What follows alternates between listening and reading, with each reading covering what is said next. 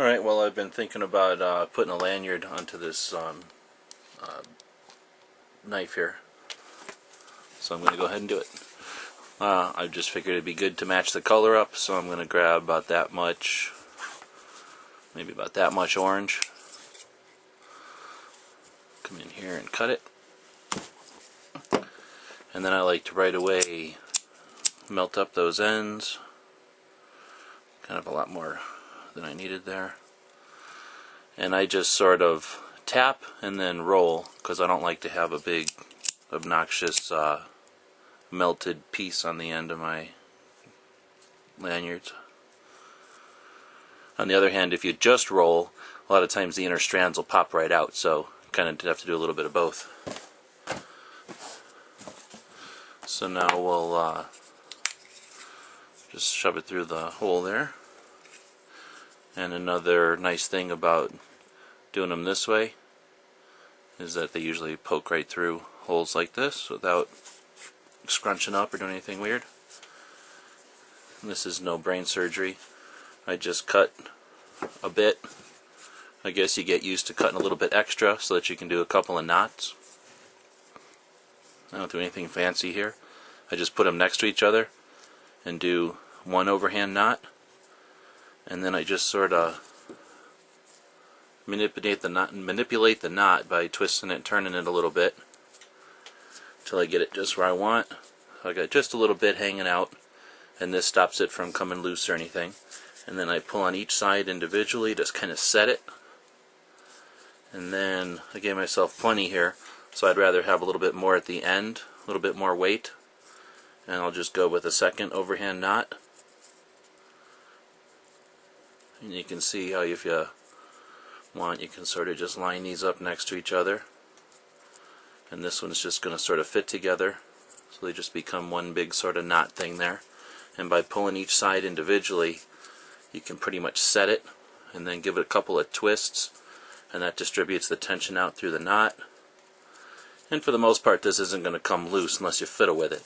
Now the good news is, because it's still got its insides, it's actually not too hard to come apart. I use my teeth, but you could just do it with your fingernails or with your multi-tool or something, but fairly easy to get this knot apart if you needed to use this piece of 550 in an emergency or just one day while you're out.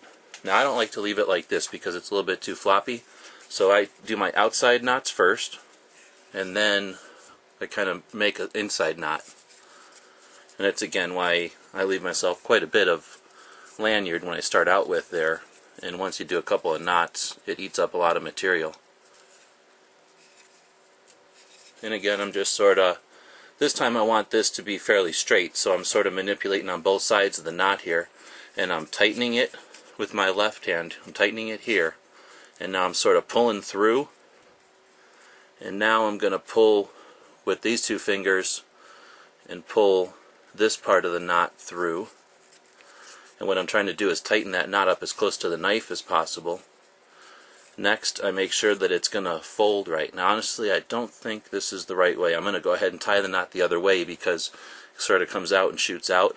I want it to come out and lay with the knife. So before I tighten it too far, I'll just untighten it, and I'll pay attention to the knot, and it looks like I came out and under and to the left, or from the left to the right. Instead, I'm going to come out and now go from the right to the left, and I'll show you in a minute what that does. Same thing, I'm just making sure that my my cords are next to each other, and I'm walking that knot up as close as I can to the knife.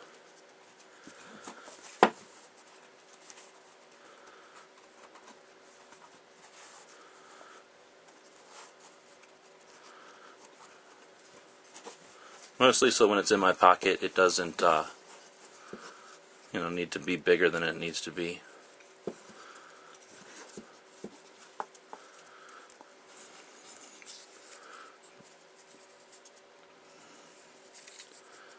A little bit more tedious than I would have wanted for a video, but that lets us see that it's not always perfect. So now I've just sort of determined that I'd rather have it kind of over this way, and that means I just need to pull one side a little bit So I'm pulling one side of the 550 and not the other.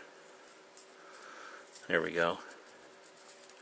Because again, I'm trying to keep this consistent instead of being weird, like short on one side and long on the other. And if it makes any sense, now it sort of comes down the knife instead of before it was sort of, you know, like a ponytail or something pointed up in the air. Now it sort of lays a little flatter. And I do this for a couple of reasons. When it's in my pocket, I've got something to pull on. If I put it in a bag or in a drawer, a lot of times at the end of the day I'll throw all my knives and stuff into a drawer. This helps me see it a little easier if it's underneath like a receipt or a dollar bill or something. It also gives me a little bit more to hold on to. The other reason is in case I need a little piece of 550, I don't mind at all untying this and using it, or gutting it and using the inside strands, or whatever. So, real easy to do. I tie my outside knots first, tie my inside knot second. It's nothing but overhand knots. It's substantial. It's not in the way. And, oh, the second little sub-reason for doing it is, for me at least, the only thing bad about a griptilian is this is a little aggressive here. And by simply putting that on there, it keeps my hand away from those ridges just enough where the only thing I don't like about a griptilian is where this sort of rubs in my palm, and this gives me a 550 cord buffer between the two. So one of the reasons I tie it like this is, one, it's easy to untie. I don't mind having a little bit here if I need to hook it onto something or loop it to something, as opposed to the kind, you know, with braids or whatever, where you have a solid lanyard, which are great for holding on to, but they don't allow you to hang it on a hook or attach it to some gear. So, and it's also very easy to untie without any tools or anything. I just usually use my teeth, get it apart in a couple of minutes, and I've got about a foot of 550 cord with its inside strands. So, great knife, and now it's got a little lanyard on it.